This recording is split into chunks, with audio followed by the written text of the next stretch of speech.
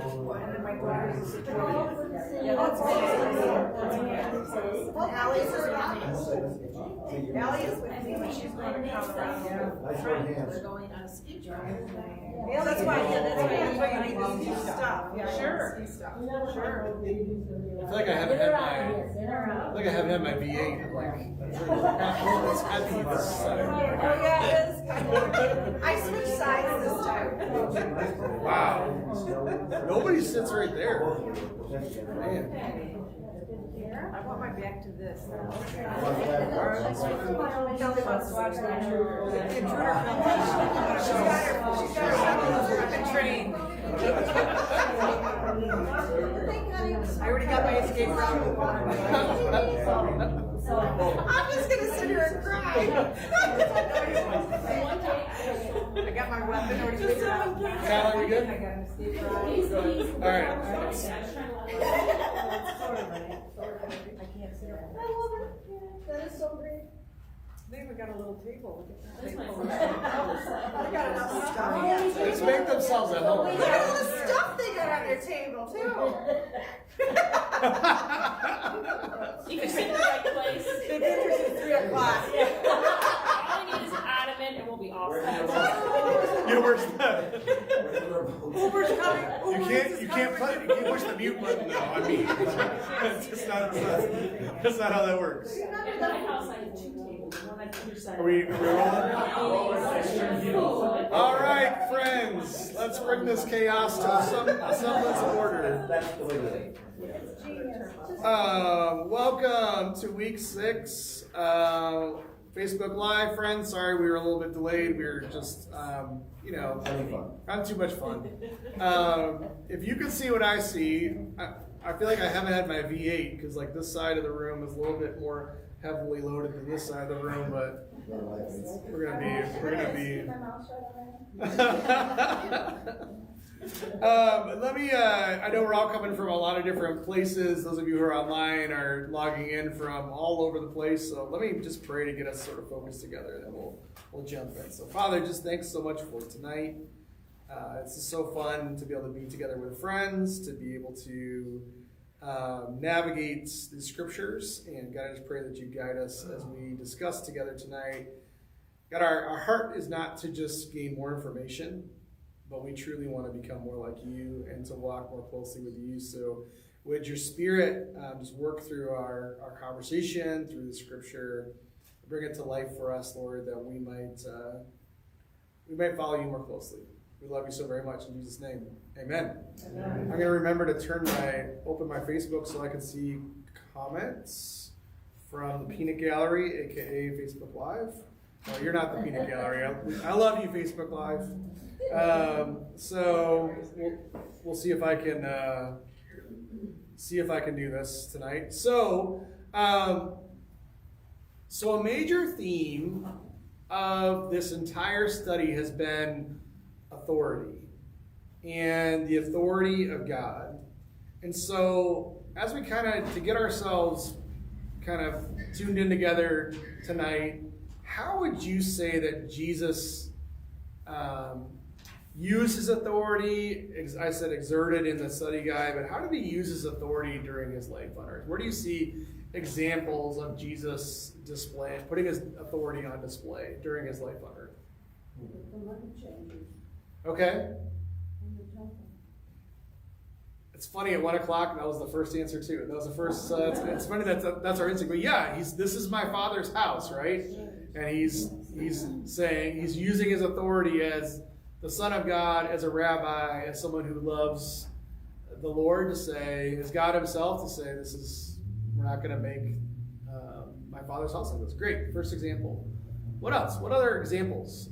And there's a lot of them. There's a lot of different kinds of ways too. So we can Word the question? how do you see Jesus using his authority as the King of Kings while he's during his life on earth?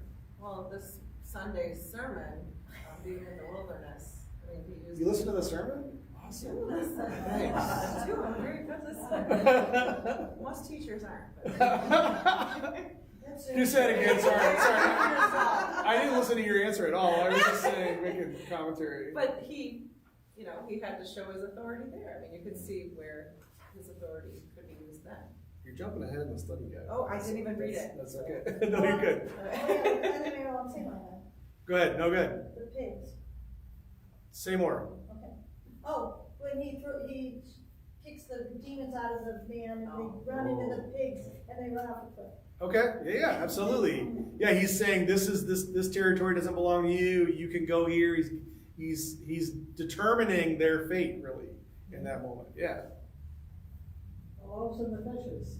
Yeah, absolutely. He has authority over creation, over food, over that whole situation. Yeah. Great. I like what I like. First of all, his yes is yes and no is no. He's very direct. Yeah. But I like that especially. I mean, as a kid, especially when I was in catechism, I like the story of the boy Jesus who was in the temple, and after his parents said, "Like, to do this to us," he said, "Don't you have to be in my father's house?" It sounds kind of, snarky, yeah. But he's just speaking the truth as he knows it. Yeah. This is who I am. He has confidence in who he is. Yeah. Yeah. Even as a boy. Yeah. Yeah. Snarky. Yeah. Yeah. It seems a little disrespectful to mom and dad. Like, what did you? We weren't sick. But he's just being true. Yeah. And that's Jesus, not me. Yeah. Let the children come to me. Okay. Okay. Okay. Yeah. I mean, Giving direction to his disciples of who Right. can have access. Yeah, they're trying to keep him away. He's like, no. Yeah. When he calms the water. Yeah, I was waiting for somebody to say that. Think about how crazy that would be. Where you're like, I don't know if you've ever been out on a boat or a ship during the storms or been to the lake during a storm, but to have Jesus just stand up and say, stop, and just, whew, like how impressive would that have been? Just, wow, okay. He confronted the Pharisees and the Sadducees too. Yeah, he exerts this authority that he has authority over them. Yeah, absolutely. I think even on the cross when he said, "Father, forgive them." Yeah, and that's something we're gonna touch on as we go, is that often you see Jesus showing his authority by not responding. He's got somebody in his face, or he's got somebody coming at him, or he's got somebody challenging him. Like we're gonna go into his trial towards the end of the Bible study tonight, and he's strong enough to say, I'm not going to dignify that question. I'm not going to dignify this mistreatment. I'm just not going to react to you. And there's like a strength there in that. Yeah, absolutely. Absolutely. Well, because we have so much, there's so much scripture tonight. We couldn't even get all through it at 1 o'clock. So, Challenge accepted. challenge accepted. That doesn't mean we have shallow conversation. I'd rather have deep conversation and I can throw out the scripture than shallow conversation and we breeze through it. So, but I would like to recap Matthew chapter 4, verses 1 through 11. It was a scripture from Sunday. And it's kind of this, this showdown. This is a recap. It's a showdown between Jesus and Satan in the wilderness. What sticks out to you in this story? When you read that story, even as you're reflecting back on what you heard on Sunday, what really is memorable about that? Yeah. Well, actually, I like reading the Bible because I can read it. Nice. So one of the things I thought, I never looked at it the way that you said it, was that he picks on our weaknesses. And I guess I've heard that, but for whatever reason, it really was like, oh, so he's hungry, so tempted with food. And he's, so I had never thought that sentence like that. Uh-huh. Yeah.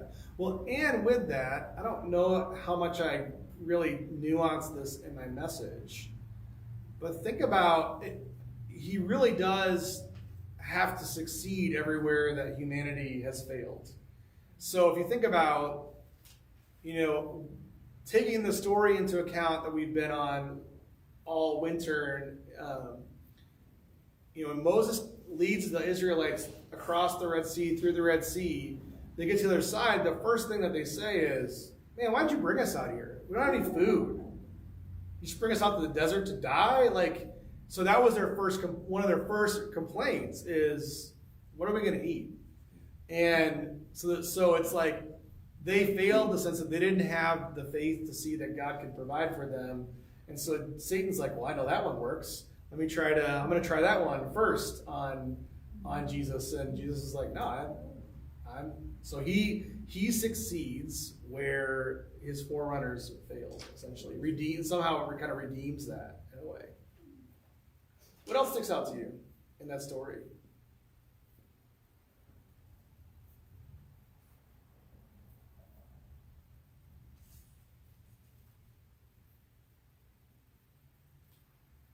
Whether it be how Jesus uses authority, whether it be the strategy of Satan, whether it be just, hey, this is a quirky little thing I noticed this time reading it that I never saw before. Satan didn't give up. He didn't try once and stop. He kept trying something new. And if you notice, even at the end when Jesus says, away from me, Satan, it says the devil left him, but it doesn't say the devil left him for good. It doesn't say, and then it was all over and he never came back ever again. He just kind of is going to go regroup and then he's coming back. Stay tuned next week. Yeah. It's like this is round one. Jesus won the round one, but this is the first battle of a war. That's for sure. Anything else that sticks out?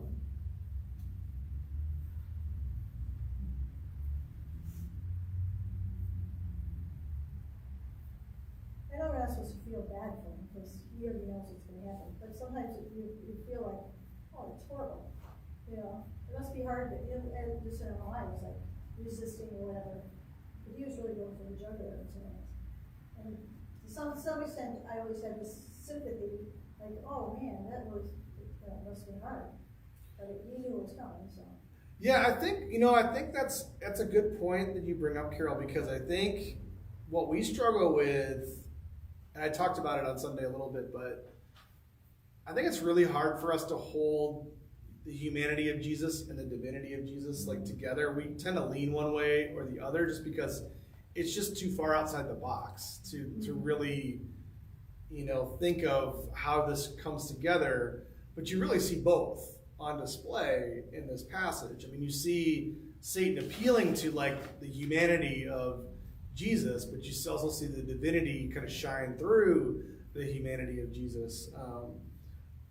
But I think, and that's something I think it really takes work for us as we read. And I think the other piece, and we'll talk about it a little bit as we get into the Passion narrative at the end of the Gospels. I also think sometimes, and to me it's impacted a little bit because of how Christian media has portrayed Jesus, but I think it's also, we sometimes tend to view Jesus as a victim. Like, oh man, I can't believe they did that to Jesus. Or when you see a Passion of the Christ or something like that, you just oh, I feel so bad. And you do feel I think we feel a sense of shame that our sin requires his sacrifice. So there is that piece of it, but I also just feel like I have had teenagers over the years as a youth pastor kind of be like, oh, poor Jesus. Why did they, it's just he chose to do this, right? He chose to be in these places. And so it is this weird kind of balance of the humanity and divinity of Jesus as we. Well, and I'm thinking too, because the human side, it's showing us that this is what the devil tried to do to him. Not, rising and all that, but we are just human, and what's he going to do to us if we can't stand up against him? Yeah. He is capable of doing. Yeah. Well, and there's so many ways in this passage where Satan is trying to get in Jesus' head and get him to what about this? Or what about, and it's kind of a losing battle because the whole part at the end where he takes him up on the very high mountain in verse 8 and 9. I mean, he's offering something that's not his to give. And the creation is not Satan's. He didn't make the creation. Our very first week, what do we talk about? We talk about Creator God. So it's not, and if you know John 1, it says that through him, through Jesus, all things were created. If Jesus is the Word, so he's the creator. So basically, he's saying to God's instrument of creation, hey, let me give you this stuff. And he's like, this is already mine, dude. Like, what's the deal? But again, as we've seen already in our story of the Bible, humans don't get that. We don't remember that. We tend to fall into these traps. I think the devil thought, well, he's not coming as God, he's coming as a human. Yeah. So I can trick him Yeah. and show him everything. Yeah. Well, and I think that a great example of that is the fact that he tempts him with bread. Mm-hmm. You know, that's a very I'm hungry. When I'm hungry, I'm hangry. You know, I can be irritable. I can be susceptible, and so he's poking at that. Between that and I think also you see that example of that also in the if you are the Son of God. You know, kind of picking at that, like, oh, are you really? Prove it. Even though his father has just said, you are my son, with you I am well pleased, like right before this. So again, Jesus knows this, but he's kind of picking at that humanity part of it. Okay, so now that we're kind of warmed up a little bit, we're going to skip over. We're going to go back and forth between a couple of the Gospels, so bear with us so we're going to go over to Luke chapter 6. And this is one of those stories that is sort of, I think, often it's sort of between two better known stories. And so we kind of just it's one of those you can kind of just read over and not really pick up. But there's some really significant implications of Luke chapter 6, verses 12 through 19. There's some really important observations that we need to make about how Jesus goes about ministry, his strategy for ministry. So I want to just read this for us. It says, on one of those days, Jesus went out to a mountainside to pray. He spent the night praying to God. When morning came, he called his disciples to him, and he chose 12 of them, who he also designated apostles. Simon, who he named Peter, his brother Andrew, James, John, Philip, Bartholomew, Matthew, Thomas, James son of Alphaeus, Simon, who was called the Zealot, Judas son of James, and Judas Iscariot, who became a traitor. He went down with them and stood on a level place. A large crowd of his disciples was there, and a great number of people from all over Judea, from Jerusalem, and from the coastal region around Tyre and Sidon, who had come to hear him and to be healed of their diseases. Those troubled by impure spirits were cured, and the people all tried to touch him because power was coming from him and healing them all. So what do you notice about how does Jesus operate? What's his process? How do you see he operates in this passage? His kind of strategy for how he does ministry. How does he start? Talks to you Dan for a little bit. Goes off by himself. Not for a little bit. The night. The whole night. Did any of you spend the whole night seeking God's face before you make a big life decision? I mean, this is... And I think it's noteworthy to point that out because Jesus is God. And yet, he still takes... This isn't just like a show. It's just like, well, I'm going to just model this. Like, he actually is seeking the will of his Father. Even though he is God, he is taking time to seek the will of his Father before he goes down and chooses his apostles. But I'll just say, myself, as a human being, clearly not God, I don't tend to take as much intentional, undistracted is the key word. I have a hard time having good, solid, undistracted time with the Lord. I can have bursts of prayer, bursts of listening to the Lord, but to really just say, all right, God, I'm going to stay here for the next, from 10 p.m. until 6 a.m. I'm just going to sit here and listen. Go. I'm listening. And I hear by the chuckles that for the rest of us, that sounds kind of absurd, right? Wow, that's really a lot. But that's his strategy.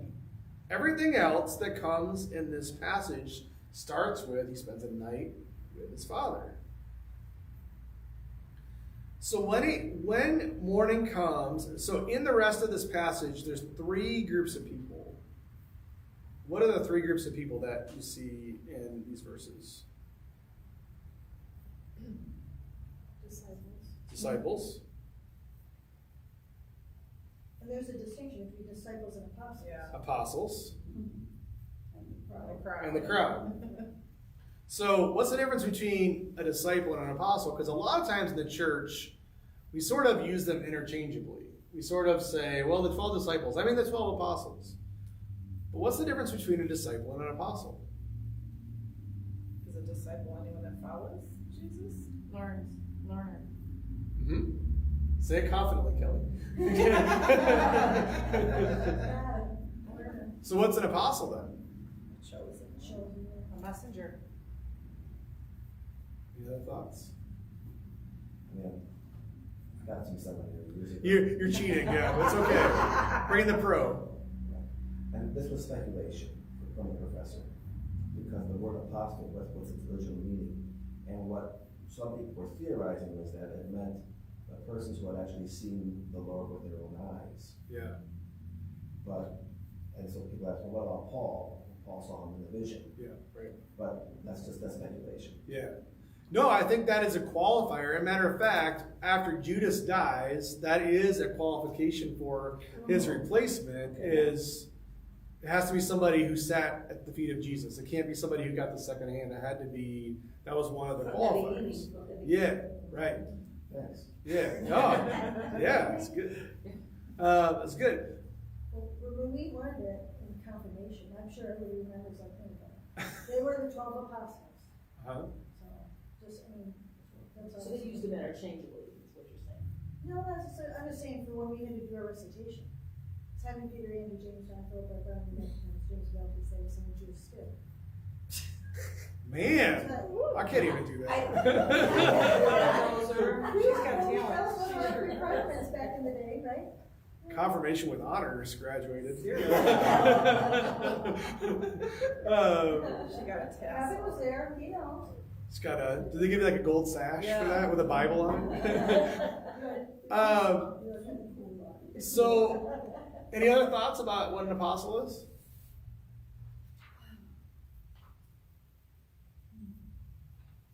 I'll give you I don't know if it's a hint, it may not be a hint.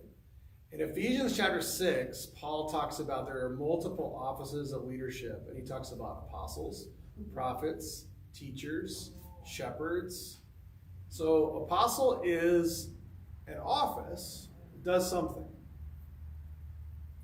Messenger, I'm going to give you partial credit, Kelly.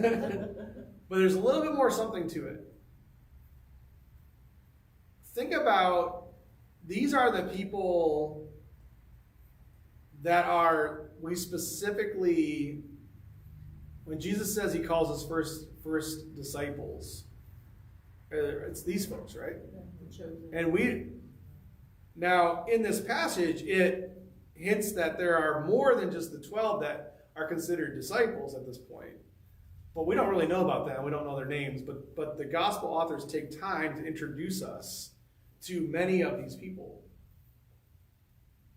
Like his brothers he refers to and things like that too, would that be? I'm more thinking about like when Jesus, and specifically we learn about Peter, Andrew, James, and John. They were fishermen. There's that story. And then the story of Matthew the tax collector, that's a story that is so okay. I know that you're kind of going like, just tell us the answer. It's his inner circle, right? It is, but actually, so there's an inner circle, and then there's another circle, and then there's another ring, and there's another ring.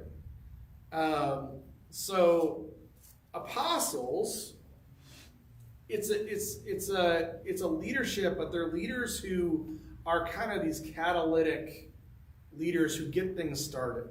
So these are the people who are the first ones chosen by Jesus. They get churches started. If you look at church history, I mean, Peter is like, he's the rock. He's a really strong voice in the early church. Thomas, church history would tell you, goes to India and brings the gospel to India. And if you go to India in modern day, there are monuments about Thomas. So it's funny, the guy who was like doubting Thomas ended up being like, I think outside of the Apostle Paul, one of the most prolific missionaries in the early church. So obviously once he put his hands in Jesus' side, he went, full of the Spirit and went and did the thing.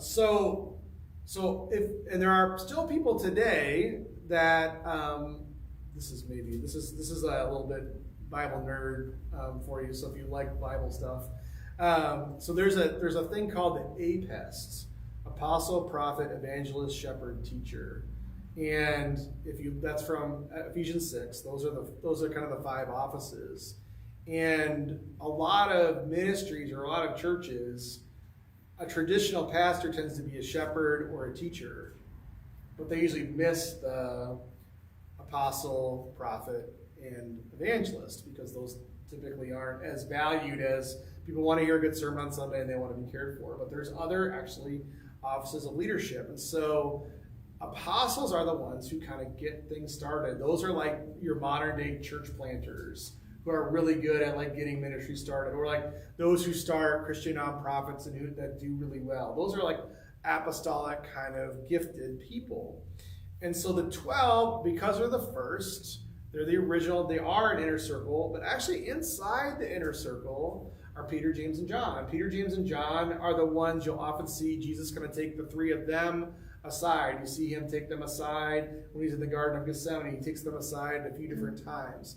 And then, so this is kind of might blow your picture of Jesus and the disciples.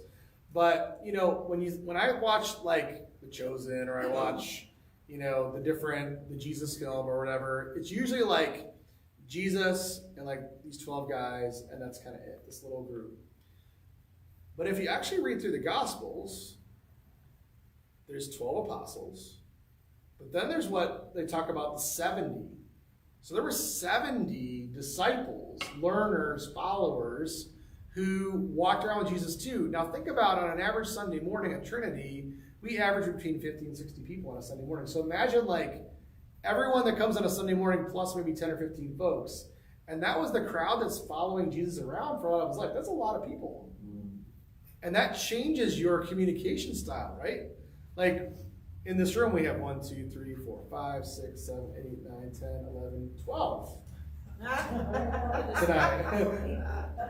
And tonight you will go forth. And I'm not Jesus, so. What's that? Oh, I didn't count Kyle. You do matter, Kyle, so we have 13.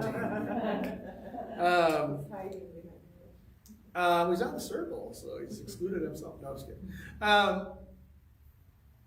So we can have a conversation with 12. If you try to cram 70 people in here, that would change, right? I'd have to raise my voice to communicate. We wouldn't be able to have like a discussion. So yes, it's a different kind of relationship. But I think it's also, I want to just make one other observation that we got to get rolling, because I know what's in front of us still tonight. Oh, it's too much. I always write way too much content. I always think, we're not going to have enough to talk about. And we always have plenty to talk about. That's my fatal flaw. So a learner in this methodology, in a rabbinic school, because Jesus is a rabbi. As much as he's the Son of God and the chosen one, he is living his life as a rabbi. He grew up in the rabbinical school. He learned the Torah. He learns how to teach the Torah. The way that he responds to questions with questions, it's a very rabbinical way of education. For those of us that went to school in the schools at least I'll speak for myself, it's a very Greek-influenced educational style. You have an expert that stands in front of the group and imparts knowledge or imparts wisdom, and you soak it up, and you might have to answer questions. The Hebraic way is a lot more back and forth, and it's also a lot more observing someone's life. So the thing that would be said, a blessing that would be said to the disciples is, may you be covered with the dust of your rabbi. And the idea is that they would follow, they would walk around with Jesus on all these dusty roads. And it was like, I want to walk this close to Jesus where all the junk on that dusty road is going to get kicked up on my clothes to show that I'm walking that closely to Jesus. And so it isn't just I'm learning information. Again, that's kind of why I always pray. May we not just learn information about God, but may we be changed. Because I think this idea of life change, life transformation is more biblical than here's the Bible answer man that just gives you the answers and then we go on and we with our lives. But this is why Peter dares to walk on the water when Jesus comes to walks up on this boat in the storm. Because a disciple doesn't just want to know what the teacher or the rabbi knows. The disciple is training to be who the rabbi is. And so if my rabbi can walk on the water, then if I'm a good disciple, I should be able to walk on the water too. And so the crazy thing about that story is a lot of times we look at it as an example of failure because, well, Peter, why didn't you believe? And he sinks. But he's the only one that actually gets out of the boat.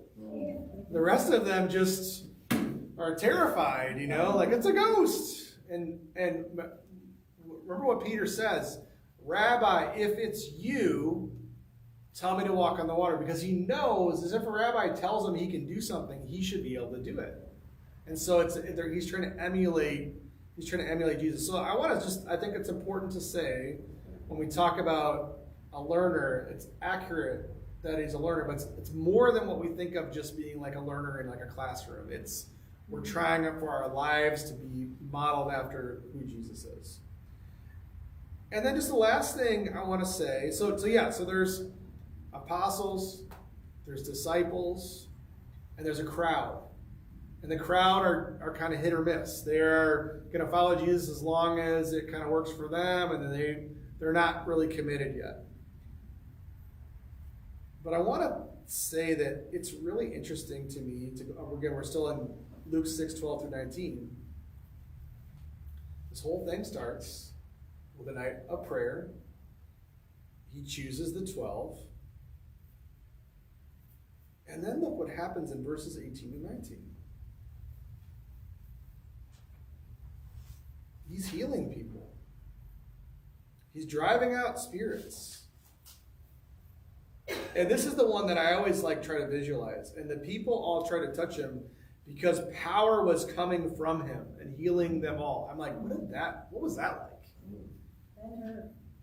Yeah, it's just... That's my vision of that. Every time it goes to Ben-Hur, remember the part where his mom and his sister got healed just by watching him walk by? Yeah. So, but this all starts with a night of prayer. But it builds off of that. And again, talking about this idea of authority, Jesus has all the authority in the world. He's the King of Kings. Yet he still makes the effort to put himself in a subordinate position to the Father while he lives his life on earth. So then we get to Luke chapter 7. So we're going to skip over to a chapter of Luke chapter 7, verse 18 and 23.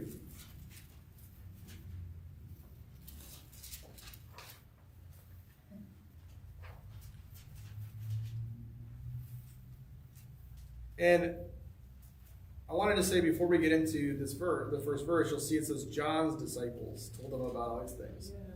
So a disciple is really, I'm dedicated to the school of this person. So as Christians, we say we are dedicating ourselves to be followers of Jesus. But at this point, there are many different rabbis, and they all had their own school. And it was unheard of to leave one rabbi to go to another. Once you made your commitment, I'm one of John's disciples. And that's until the day I die, I'm a disciple of John. And you see it. To this day, there are rabbis who have schools of people that go are I'm of this school or I'm of that school. The fact that John, and that's not in this passage, but in other parts of Scripture, encourages his disciples to leave him to go follow Jesus, that something is totally different is going on.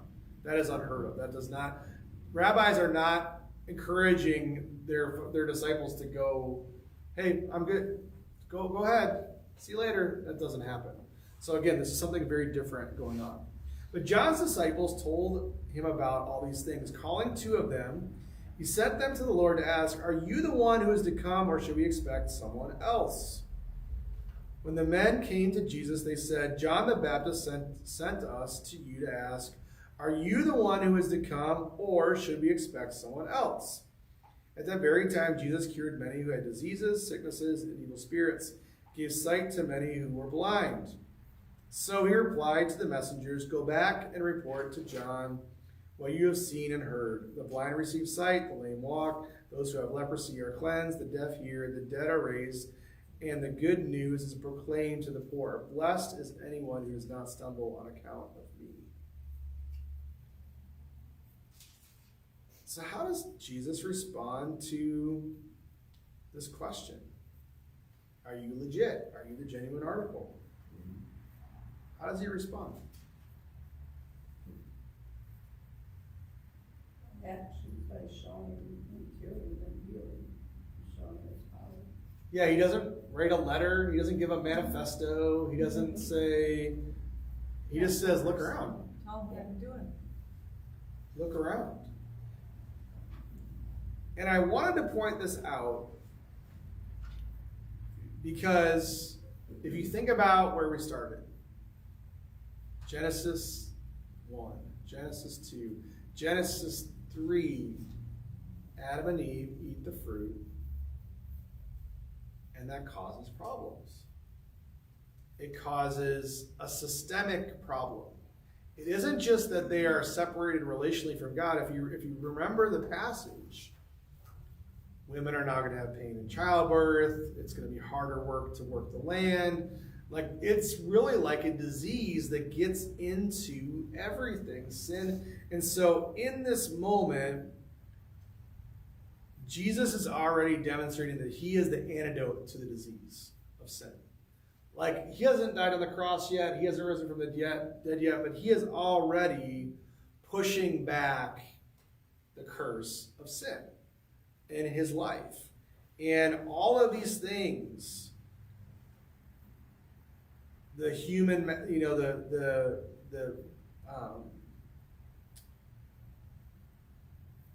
different ailments, the different things are all like, again, like, it wasn't because those people sinned, but Adam and Eve's sin broke creation. It fundamentally broke creation. And so if they would have never sinned, we wouldn't have a lot of different problems. And so this is a tangible way of Jesus saying, I'm now repairing that which is broken. I'm going to give you a tangible example of the kingdom of God starting to break through and heal what's broken.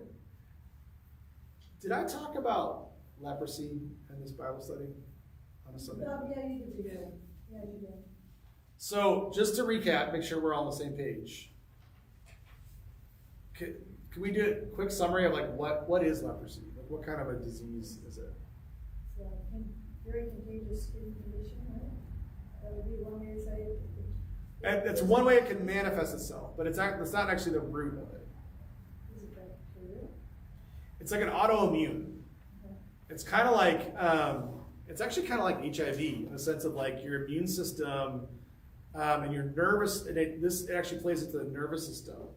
It starts to break down. So what you hear a lot in the scripture is like a person who has like lost a toe or has lost fingers, and leprosy still exists today. There are leper colonies still. The reason why people lose a toe or they lose a finger is that, like, you know, when you're a child, you put your hand on a hot stove, you pull your hand away, right? Because ow, it hurts. Yeah, they can't feel it, so they get injuries. They don't realize they're injuring themselves. Those injuries get infected. Yada yada yada. For a leper to be ceremonially clean, they have to appear before the high priest and show no signs of that leprosy. So that means when Jesus heals a leper, there are literally body parts that are being regenerated on the spot. Like your fingers are coming back right before your very eyes. If your skin is all mangled, it just gets clear. Which I think would be pretty striking. If you're in a crowd and watching people's like, you know, like, I don't have a leg and now that person has a leg. Like, wow. If they're even more close enough, that's better too. Sure. Well, and see, because they don't understand germs and bacteria, it is contagious, but not like they thought it was. It's not like an airborne thing. So the fact that they would cast people out, it was more about their ignorance about how diseases are spread more than anything like that. So they were just being safe.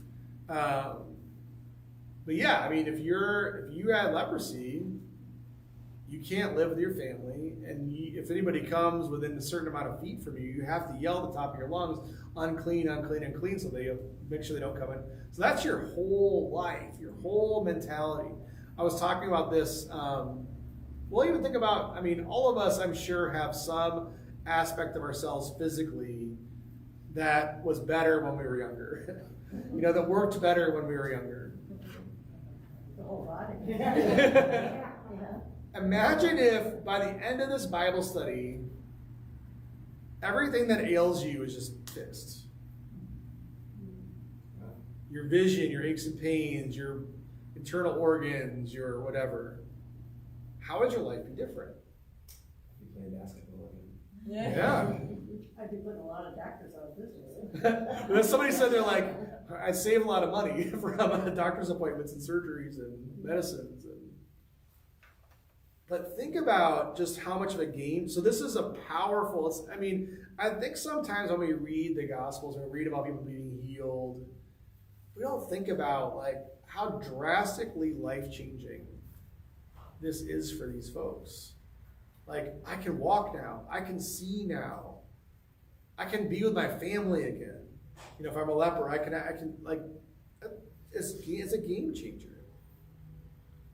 So we have that as kind of the positive example of like, this is how Jesus shows who he is, demonstrates his authority. Now let's go back to Matthew chapter 7 for a minute. So go back, take a left in your Bible. Back to Matthew chapter 7. This is towards the end of the Sermon on the Mount, which I'm really, really tempted to do a sermon series on the Sermon on the Mount because there's a lot. There's a lot in the Sermon on the Mount. We'll see. What's that? The cheese makers? Okay, I'm like, I don't understand. Sermon on the Mount. We're going to go Matthew chapter 7, starting in verse 15. Starting in verse 15. I will say, before I read this, I think for a Christian, this might be one of the scariest passages in the Bible. And you see if you agree. Watch out for false prophets. They come to you in sheep's clothing, but inwardly they are ferocious wolves.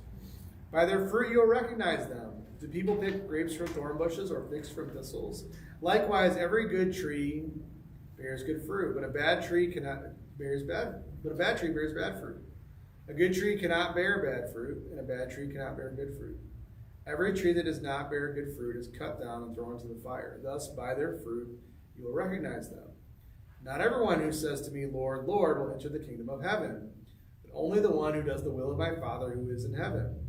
Many will say to me on that day, Lord, Lord, did we not prophesy in your name, and in your name drive out demons, and in your name perform many miracles? Then I will tell them plainly, I never knew you. Away from me, you evildoers.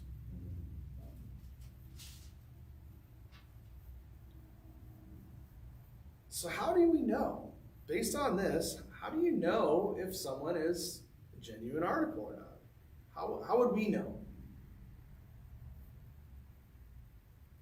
Try to watch how they live. Okay. Not just what they're saying. Okay? You can observe, what are they really doing behind closed doors, you know, when nobody else is watching. What would you hope to see? Because it does talk about by their fruit you'll recognize them. What's some of that fruit you would be looking for? The fruits of the spirit. Okay, like what are the fruits of the Spirit? All together. All together. So, Love, joy, peace, patience, kindness, goodness, faithfulness, gentleness, self-control. Compassion, and just like all that, you know, how do they treat their family behind closed doors sometimes says a lot about, you know, the minister at church is this great person, then he goes home and abuses his wife. I mean, like, you know that happens, so what are these people, how are they with their closest friends? Okay, that's good.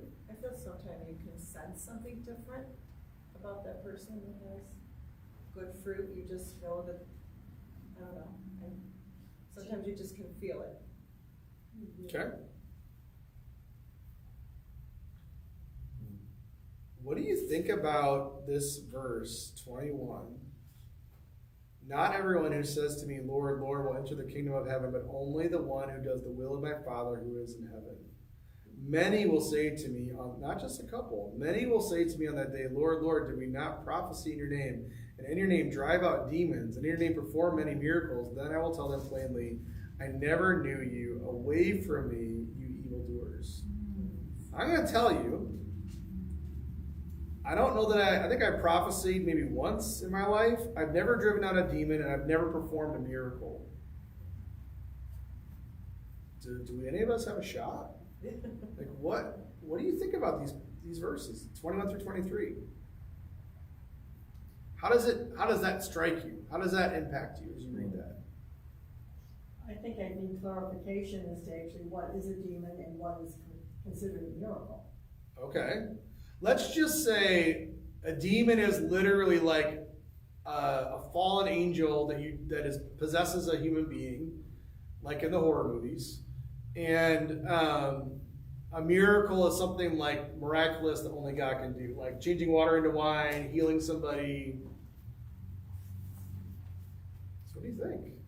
I find myself kind of going with what, sorry, I don't know your name. Kelly. Thanks, sorry. There's two. Kelly was saying about you kind of feel something because what this is describing is someone who is demonstrating outward acts of piety, but also of obvious external power, Yeah. versus what happens quietly, what happens relationally. What kind of vibe do I live out, or does someone live out, Yeah. that either invites or repels, Yeah. or something else? But I don't have to do anything to get into heaven. I mean, like acts. So I don't have to do demons. I mean, I have to live the good life, but I mean, it's my relationship that's gonna get me there. Sure. So I don't do any of that stuff, Okay. but I'm okay. Like I have faith, and I'm still going up there. But what do you think about the idea? I by the way, I don't disagree with you. I'm not trying to say like we're works based or anything like that. I agree. I agree with you. But that's like my initial thought.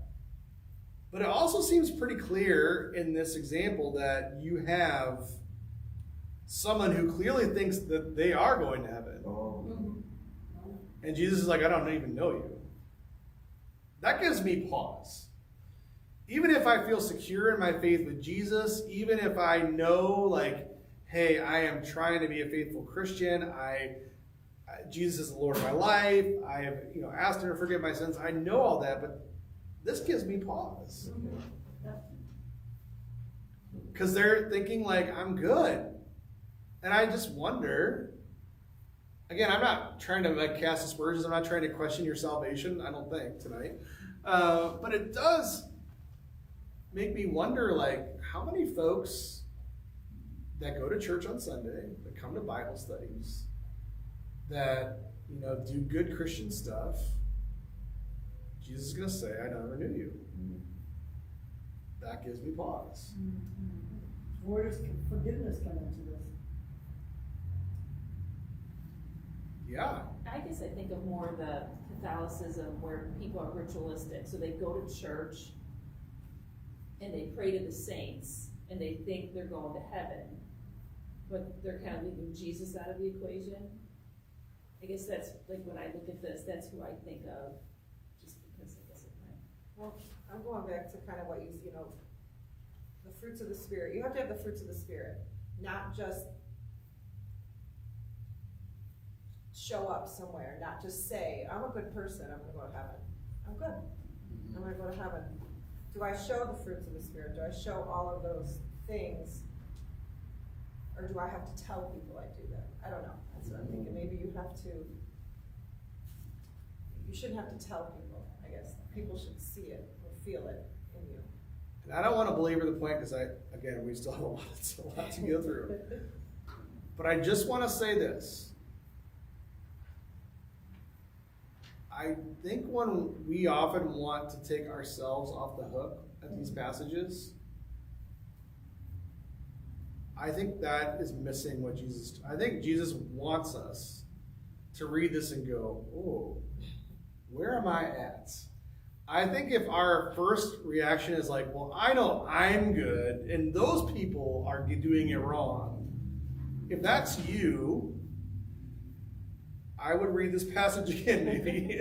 Because not to say that I want you to, again, I don't want you to doubt your salvation, but I do think, like, it's really important for us as followers of Christ, all of us. I'm not just saying, like, I think it's important for all of us to constantly be saying, am I reading this right?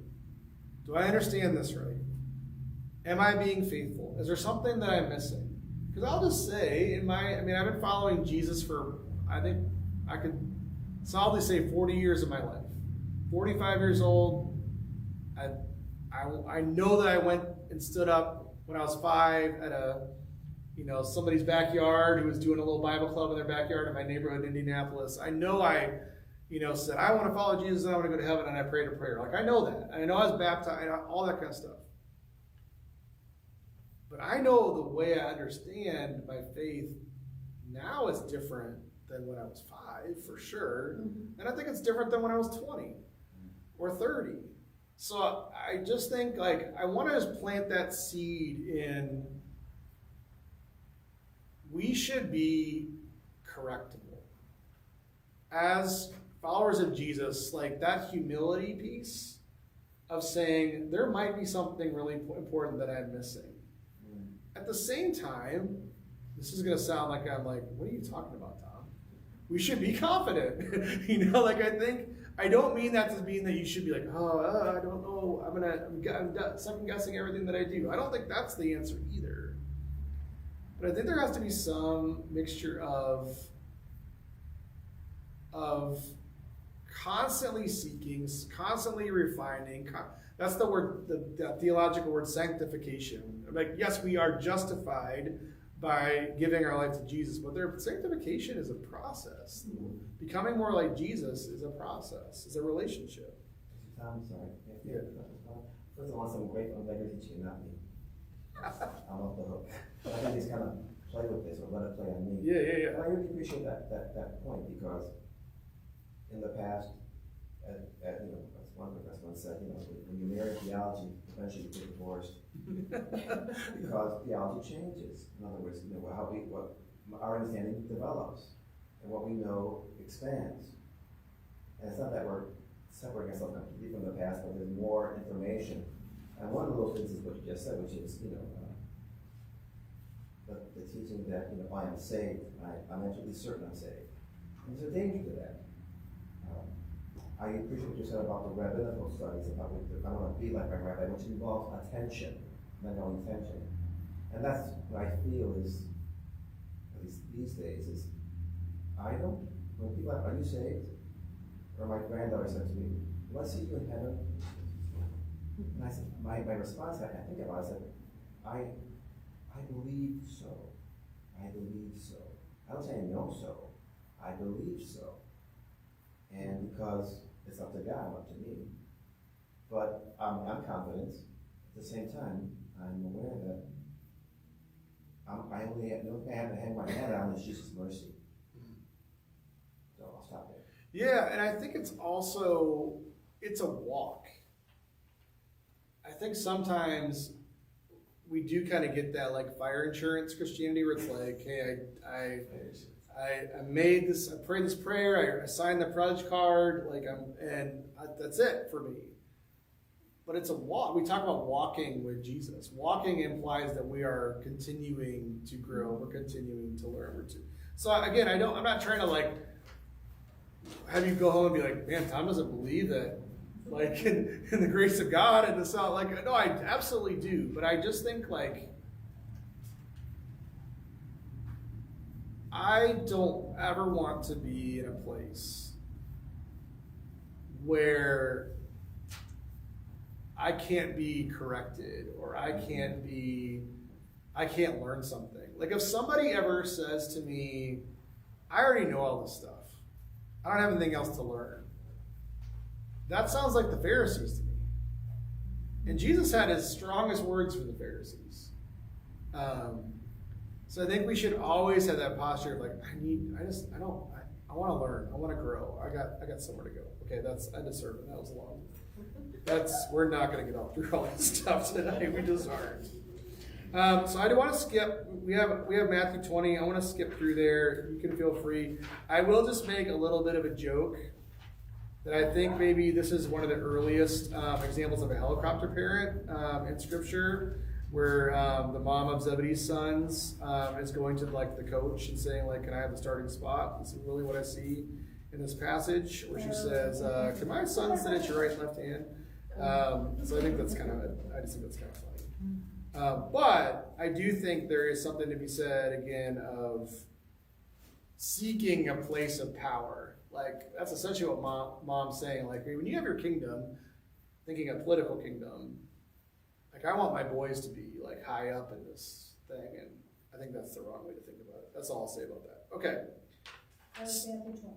Yeah, that was Matthew 20. Okay, so now we're in Matthew 26. And I'm trying to think if there's a better way. We have about a half hour to work through a couple chapters, but these are long chapters. And I really want to take the time in Matthew 26 through the end of we're really going to read Matthew 26 to the end of the book of Matthew tonight, which is a lot.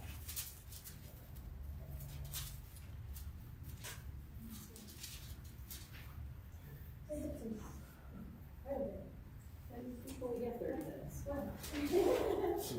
So maybe I want to just, instead of reading all of it, I want to start at verse 47. 47? 47, yeah. We're just going to take this in chunks. So, Matthew 26, starting at verse 47. This is when Jesus is in the Garden of Gethsemane. He's praying. And it says, while he was still speaking, Judas, one of the 12, arrived. With him was a large crowd armed with swords and clubs, sent from the chief priests and the elders of his people. Now the betrayer had arranged a signal with them. The one I kiss is the man, arrest him. Going at once to Jesus, Judas said, "Greetings, Rabbi," and kissed him. Jesus replied, "Do what you came for, friend."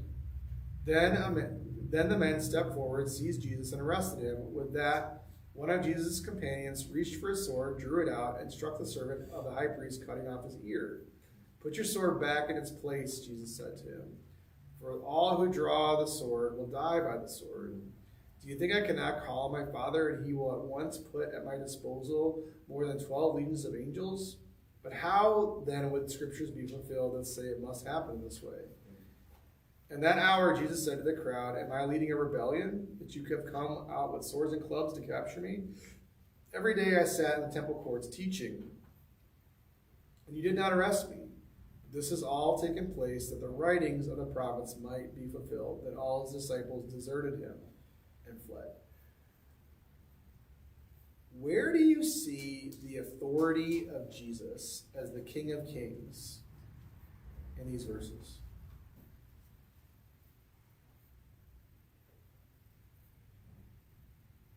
He says he could call all the angels he needs to save them. Does anybody know how much a legion is? How many people is in a legion? 1,000? I think I want to say it's 1,000. Yeah, because a centurion Is 100? leads 100, because century. And so, yeah, I believe a legion. So, 12,000. Now, I don't know what you know about angels, but it occurs to me that every time an angel shows up in the Gospels, they have to say, "Fear not." You ever notice that? Every time. And that's just one. So they're got to be kind of scary. They got to be kind of startling. So 12,000. What do you got?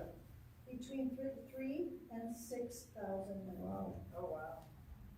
In the Roman army, 3 to 6,000 men are considered. Oh no, that's a unit.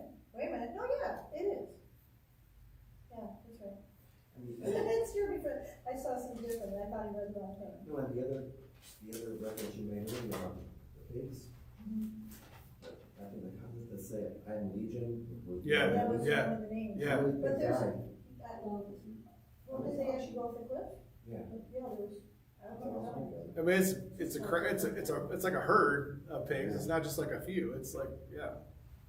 So It's a herd, you know. I don't know pigs. Guys, I'm a pastor. I have a certain expertise. Farm animals is not one of them, even though I grew up in Iowa. I'll look up for it. The point being, it's a lot.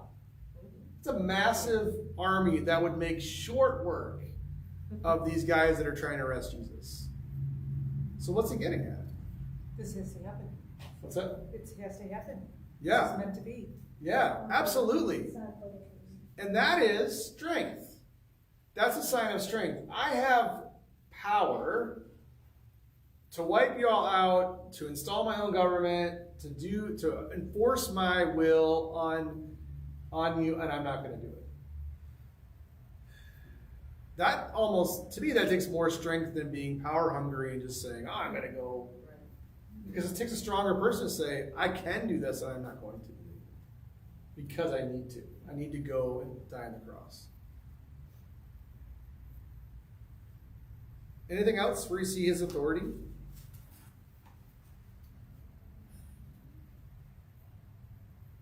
How about in verse 51? Yeah, I was right around there, and I thought it was the, sword back in its place. ordering one, right? And Matthew doesn't record it, but Luke does. That he actually heals the man's ear. So he puts the ear back on. That's authority over creation, right? To be able to say, "All right, let me just fix that real quick for you." In the same verse 49, when Judas comes up, it's like, he's like, "Hey, I know what's gonna happen, so just, you need to do it." Like, he wasn't gonna give him his own time. Now you're on my time, come on, get this stuff. So, when I was in college, I had a class on Jerusalem from a guy who taught at the Christian school in Jerusalem. So he knew the terrain. The Garden of Gethsemane and the Mount of Olives is a place that in this era, if you committed a crime, this is where you would go hide out until the heat kind of blew over. Because the terrain is very rocky, it's very hilly, there's lots of trees, there's lots of places to get lost, lots of hiding places. He speculated that it would take, if Jesus wanted to escape being captured, it would have been about a 5-minute walk over the hill, and they would have never found it. So when he is on the ground, on his hands and knees earlier in this passage saying, "Not my will, but your will," he could have easily just said, "You know what? I just don't want to do this. I'm going to go take a little walk and regroup, and we'll try this another day." And he doesn't. He fully allows it to happen. Okay, let's keep going. Verse 57. Oh, also, how sad is it at the end of verse 56? He has spent 3 years investing how much time? At the moment of truth, gone. All of them. Okay. Verse 57. Those who had arrested Jesus took him to Caiaphas, the high priest, where the teachers of the law and the elders had assembled. But Peter followed him at a distance, right up to the courtyard of the high priest. He entered and sat down with the guards to see the outcome. The chief priests and the whole Sanhedrin were looking for false evidence against Jesus so they could put him to death. But they did not find any, though many false witnesses came forward. Finally, 2 came forward and declared, "This fellow said, I am able to destroy the temple of God and rebuild it in 3 days." Then the high priest stood up and said to Jesus, "Are you not going to answer? What is this testimony these men are bringing against you?" But Jesus remained silent. The high priest said to him, "I charge you under oath by the living God. Tell us if you are the Messiah, the Son of God." "You have said so," Jesus replied. "But I say to you, from now on you will see the Son of Man sitting at the right hand of the Mighty One and coming on the clouds of heaven." Then the high priest tore his clothes and said, "He has spoken blasphemy. Why do we need any more witnesses? Now, look, now you have heard the blasphemy. What do you think?" "He is worthy of death," they answered. Then they spit in his face, struck him with their fists. Others slapped him and said, "Prophesy to us, Messiah. Who hit you?" Where do you see his authority in that passage? Between 57 and 68.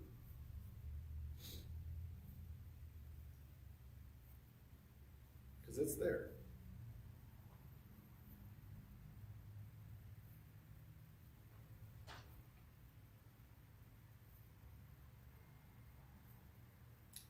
I'll give you a hint. It's in 2 spots specifically.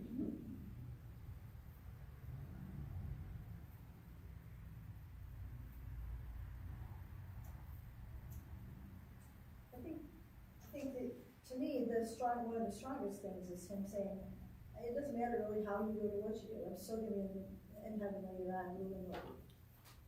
So very specifically, verse 64 is one. Carol got one.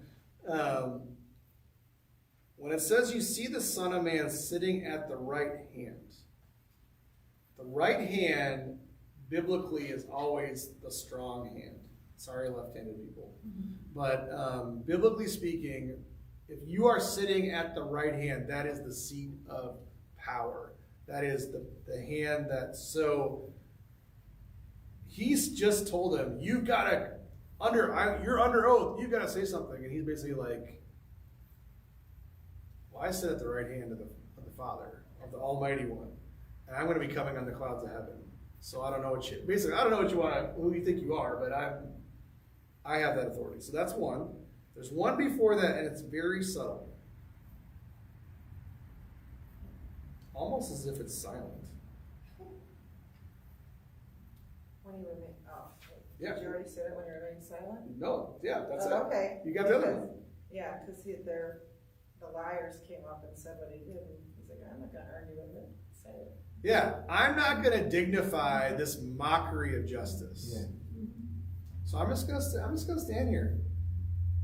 Because think about it, like, have you ever had somebody who is trying to provoke you, who's trying to get you to react? They say to you or something, and once you give in to that impulse, you have given them the power. Right. And he's like, I'm not going to do that. I'm not going to give in to that and give you the power. I'm just going to stand here because I know what you're saying is untrue. Okay, moving on. Doing great. Now we're going to zoom ahead a little bit to Matthew 27, starting in verse 11. This is now the trial of Jesus before Pilate. Meanwhile, Jesus stood before the governor, and the governor asked him, "Are you the king of the Jews?" "You have said so," Jesus replied. When he was accused by the chief priests and the elders, he gave no answer. Then Pilate asked him, "Don't you hear the testimony they are bringing against you?" But Jesus made no reply, not even to a single charge, the great amazement of the governor. Now it was the governor's custom at the festival to release a prisoner chosen by the crowd. At that time, they had a well-known prisoner whose name was Jesus Barabbas. So when the crowd had gathered, Pilate asked them, which one do you want me to release to you, Jesus Barabbas or Jesus who was called the Messiah?" For he knew it was out of self-interest that they had handed Jesus over to him. While Pilate was sitting in the judge's seat, his wife sent him this message: "Don't have anything to do with that innocent man. For I have suffered a great deal today in a dream because of him. But the chief priests and the elders persuaded the crowd to ask for Barabbas and to have Jesus executed. Which of the two do you want me to release to you? Asked the governor. Barabbas, they answered. What shall I do then with Jesus who is called the Messiah? Pilate asked. They all answered, crucify him. Why? What crime has he committed? Asked Pilate. But they shouted all the louder, crucify him. When Pilate saw that he was getting nowhere, but that instead an uproar was starting, he took water and washed his hands in front of the crowd. I am innocent of this man's blood, he said. It is your responsibility. All the people answered, his blood is on us and on our children.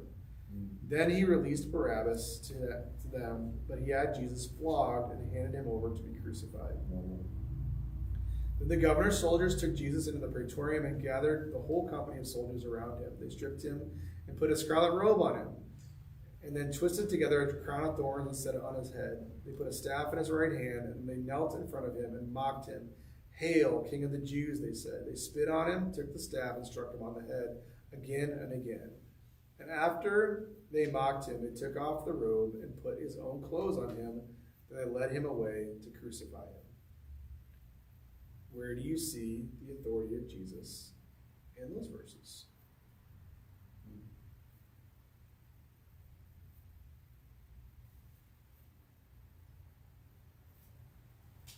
And it might be some things we've already hit on a little bit. It's like, I think it's what you said earlier, Pastor Tom, which is, I mean, in a way, I mean, I'm connecting with it, which is, he's not letting them define him. Right? Absolutely. Think about this. So I grew up watching, this is kind of embarrassing to admit, even on Facebook Live, but I grew up watching 80s action movies. And something that you saw a lot with these, like Sylvester Stallone, Arnold Schwarzenegger, they'd always be like a scene where somebody would like punch them in the face and they would just kind of stand there and take it and nothing would happen and they would be all tough. And it was like, the music would be like, it would come up and he'd be like, yeah. Or like, you know, I remember thinking, like, I loved the Rocky movies. I'm going to go see Creed 3 with my son on Friday. I'm so excited, you know, I love, there's like, I think it's Rocky 3, he's fighting Mr. T, and he punches him, he says, it ain't so bad, you know, and he's like, keeps getting, and that's exactly when Jesus says, if someone slaps you on the right cheek off of your left, that's exactly, he's not saying verbally, saying, it ain't so bad, but what he is really saying, what you need to visualize is somebody coming up and slapping. A lot of times if you slapped with the back of your hand, it was like the epitome of an insult. It was like completely degrading to have somebody do kind of an open backhand slap across the face. But the visual that Jesus is saying is if somebody does that to you, you stand your ground and you say, oh, okay, this one too. To say, I'm not going to play your games. I'm not going to give in to this. I'm not going to entertain this thing you're trying to provoke me, you're trying to humiliate me, so I'll react and we'll get into this scrum. And he's saying, I'm not going to do it. I'm not giving you that power over me. I'm going to let you do what you want to do, but I'm staying right here. And you see that, I want to invite you to see that in the crucifixion. Because again, I think we tend to see Jesus as a victim, as like he's being taken against his will, and they're doing all these things to him, and he's just the recipient of all these terrible things, which, by the way, they are terrible. Like, the flogging is awful. If you really want, I'd make sure you don't eat before you do this. But if you want to read something to really get a picture medically of what's going on, there's a chapter in the book, The Case for Christ, that talks about what medically happened to Jesus on the cross. And there is a physician who has done archaeological research about the Roman practice of crucifixion. And they actually had to invent a new word because of how painful it was. Does anybody know what the word that was invented to describe the pain caused by the crucifixion? Jose, you First know? letter. E. The first letter is E, I think. Second letter. X. X. Executio. Think about the worst pain you could ever Harry feel. Potter. Think about the worst pain you could. Excruciating? That's Excruciating. Oh, okay. Oh, cross That- right in the middle. Bruce is Out of the cross is what excruciating means. I never made that connection before. They had to invent that word because the cross caused you so much pain that the language available to them was not adequate to describe how painful it was. So excruciating literally means it's a Latin root, out of the cross. I never made that, until right now you said that. Right away, it just became obvious to me. I never made the connection between crosses, excruciating. So it's awful. I mean, I don't really want to describe to you.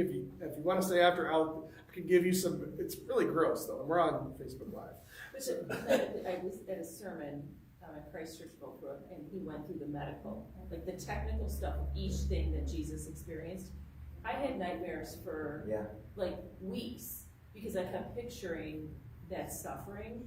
It was probably good, but like it was bad. It was very specific. Well, and yeah, no, I'm not gonna do that tonight. I'm tempted to, but I'm like, I don't want you guys to be like throwing up in the corner. I will say this: many people died just by the flogging.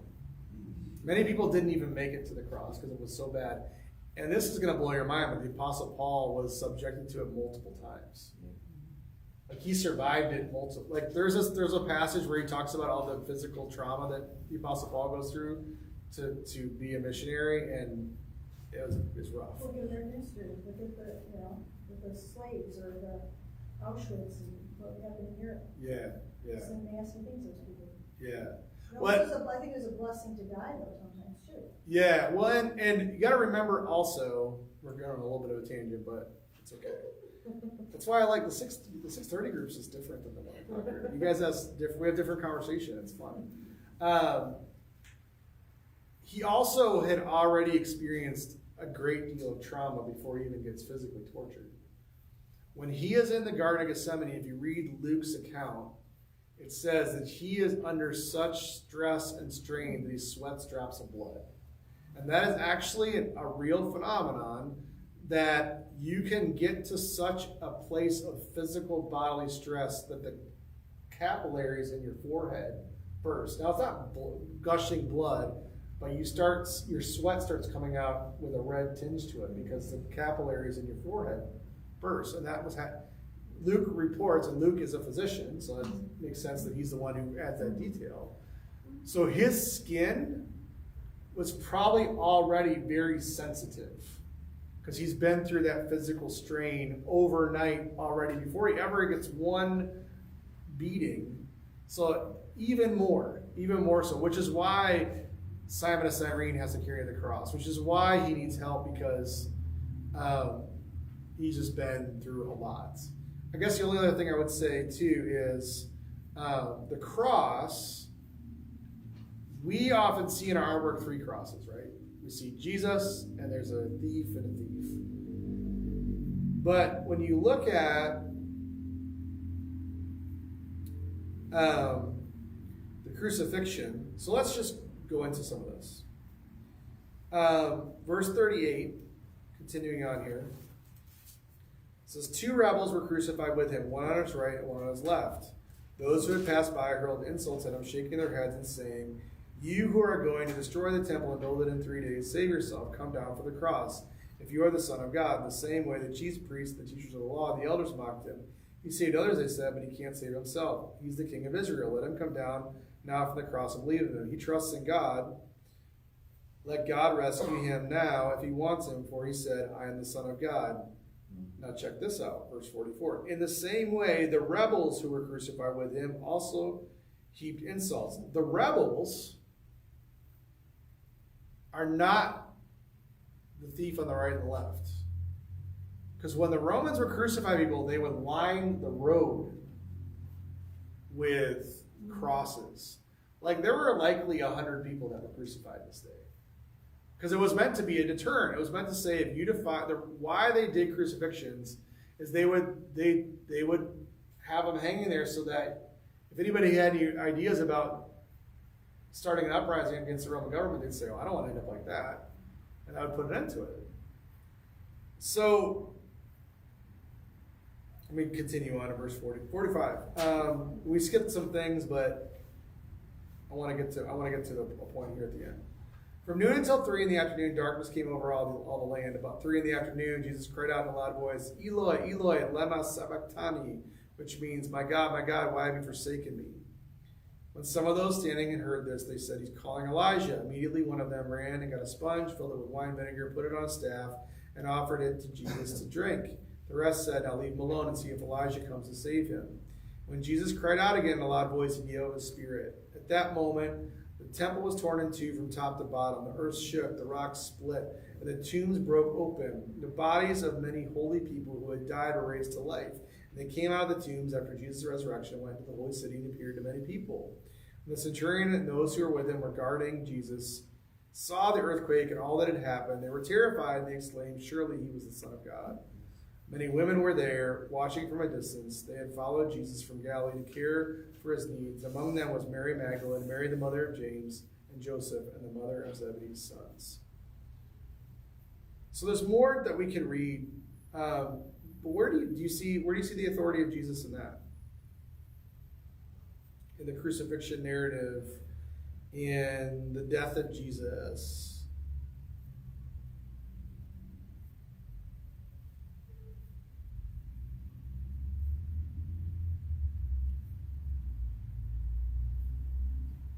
With all their taunting, he doesn't seem to respond to any of it. Even when he's on the cross and they're saying false things about him, he doesn't correct them.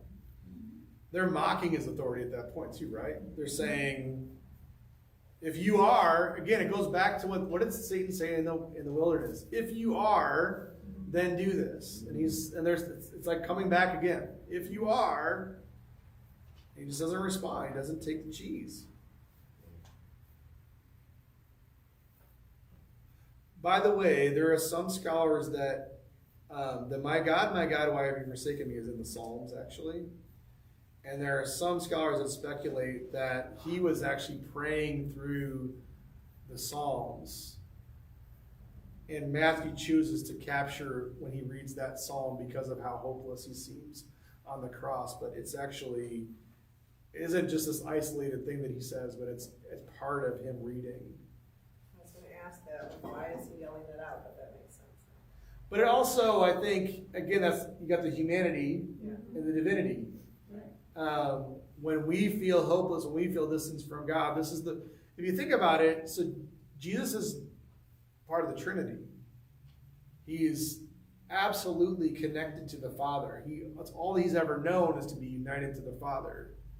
And this is the first time in his life as he's bearing the sinfulness of the world that he feels a separation. Imagine what that would, we have no concept of what that feels like because we've never been in that spot, but I mean, it's different than us feeling separated from God. He has never known anything but utter connection to God. And so it makes all the sense in the world in that moment to say, what's, feeling that distance. I also want to point out, because we only have about 5 minutes left, I want to just point out a few things, and then I want to get to one last point. Notice, again, with the idea of authority, notice in verses like 51 and 52, 53, 54, just as all of creation gets infected with sin, it's almost as if that same sick world convulses when the curse is finally broken on the cross. There's a systemic reaction to what happens. And the idea of the curtain of the temple being torn in two, that separates the Holy of Holies from the people. And God's saying there's no more separation. My spirit is now, it's available.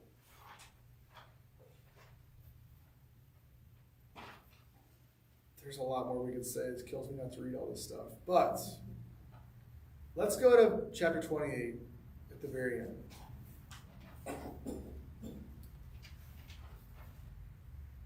Chapter 28, verses 16 to 20. Then the 11 disciples went to Galilee, to the mountain where Jesus had told them to go. When they saw him, they worshipped him, but some doubted. Then Jesus came to them and said, all authority, there's that word again, All authority in heaven and on earth has been given to me. Therefore, go and make disciples of all nations, baptizing them in the name of the Father, and of the Son, and of the Holy Spirit, teaching them to obey everything I have commanded you, and surely I am with you always, to the very end of the age. I want to just point out that this is the authority on display. He communicates again. He has all authority. But that whole idea of that God collaborates. I've been talking about that every week. Here we go again. I have authority, just like he did with Adam and Eve. He gave them authority to be co-rulers, co-regents. Now he's giving authority to the church, to his people. All authority has been given to you, Christ followers, to go and make disciples. The disciples now must make more disciples. Now, I will say, when I was growing up, this is how we learned about what's called the Great Commission.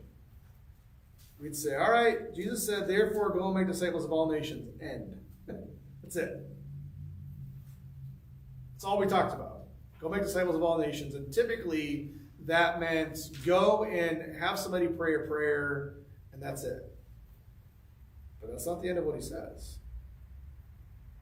He says, baptizing in the name of the Father, and Son, and the Holy Spirit, and this is the part that I missed a lot growing up, and teaching them to obey everything that I've commanded you. That there is a way of Jesus. Once you have your sins forgiven, once you have been born again, then you spend the rest of your life learning how to obey everything that I have commanded you. And we don't do this in our own strength, because the very last sentence says, and surely I am with you always, to the very end of the age. And that's our great comfort as believers, is that this isn't in our own strength, it's the power of God. So that's us. That's the charge that's given to us. We're going to unpack that more on Sunday, this next Sunday's sermon. But that's you have been given. If you follow Jesus, you have been given the authority by Jesus to go make disciples of all nations, and to pass on this teaching, pass on this way. Matter of fact, the early church was called the Way. It wasn't called Christianity, it was called the Way, because they were following in the ways of Jesus. So I want to just consider that, as we think about, and I was talking to somebody after the Bible study, and I think sometimes this idea of Jesus being a king and a ruler and having authority, it's hard for us because we really have been grown up to think about Jesus as a friend, as a companion, as someone who walks with us. And he certainly is. But we all live underneath the authority of Jesus. And we walk with the authority. And that word authority, it is power, but it's a different kind. It's this power that serves. He doesn't rule it over. He doesn't lord it over. And Jesus talks about that with disciples. You're going to be different. You're not going to lord it over, but you're going to be a servant. And so as we think about this, and as we kind of continue on this Lenten journey towards the cross, to consider, how are you living into that authority, into the power that God has given you to go and be his witnesses and be his disciples. And like I said, we'll get into that this Sunday with the sermon, but there's so much more we could have talked about tonight, but I appreciate you stepping in. Yeah. Something I've been working on is going back to Eloi, I'm connecting that with your question about where's the authority of Jesus here, because it's such a cry of helplessness almost. I have certainly felt this way in the past. There were occasions where I felt abandoned by God. I don't have an answer. I'm just kind of letting it work on me, but what vulnerability, what transparency, and I wouldn't say what strength, but then again, at the same time, suffering, torment. Yeah. So I'm struggling with that question right now. That's all I'm saying. Yeah, and I think where the strength in it comes is Jesus has every right. He has every privilege to not endure what he's enduring. To get to the place where he would say, my God, why have you forsaken me? But he allows himself to go on this journey, to be put in this position for the sake. Again, we're tying the whole story together. There's a reason why we do foundations. It's a whole thing. God says to Abram, and you will be a blessing to all the people of the earth. Jesus is the fulfillment of that promise. Mm-hmm. He has to go on this journey to fulfill that promise that God had given thousands of years before. So he knows where he fits in the story. That is, again, I think a lot of times when we think about authority and power, it's like, we're gonna use my might and my strength. But really it's just about being confident that you have a part to play in the story. And allowing God to direct you to those places where he wants you to be and to do those things that he wants you to do. So this is what we're doing right now, so I'll just say this and stop, which is, I'm still letting you work on me what you said about the disciples or the followers, the apostles being formed by the rabbi, not just being instructed by him or her, in this case him, but by being like him. Yeah. Could Jesus be showing us, even when you feel you're being forsaken and you go through that, just as Jesus then later on entered into a life of authority, we also, it's not the end for us either. I want to go too far on that one, but it feels attractive to me that I have a God who knows I am fallible. Yeah. And I can proclaim my weakness and still be an authentic son of God or child of God. Well, and I also think, so this is extended time, Facebook Live. But it's part of your testimony, right? I hate this, but I'm a better pastor because of all the challenges I've been through in my life. Not that I've been through I've relatively speaking, I've had a pretty, I've lived a blessed life. But I can relate to people that I'm a pastor to because of the stuff that I've gone through. If I have never experienced a hardship, I've never had any challenge, I've never questioned God, then what do I do when someone says, I want to go to lunch, I'm really wrestling with God, and say, I can't help you, I have no idea. I think, when we, not that you're being put to go through this stuff for that, I don't want to cheapen your painful experiences, but I also know that God doesn't waste it.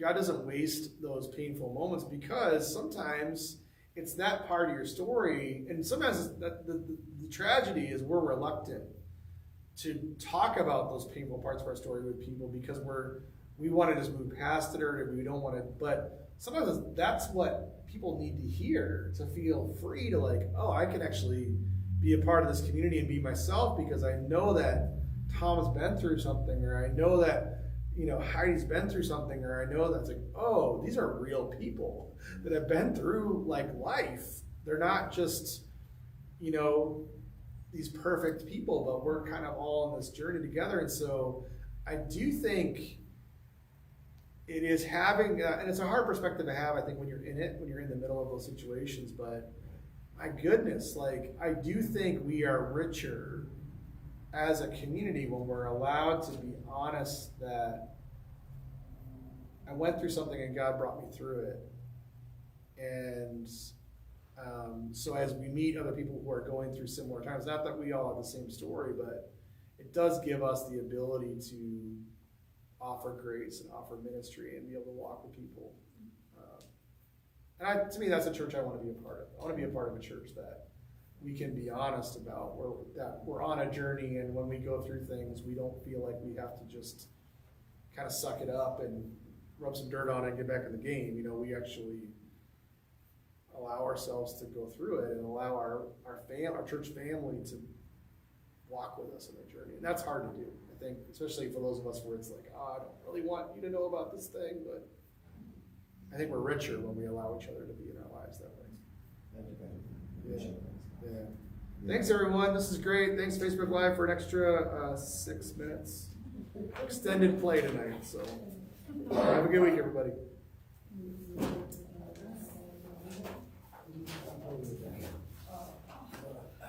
Good evening.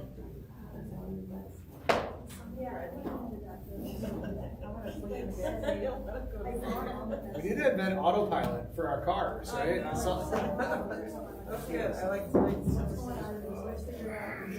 right, enjoy it.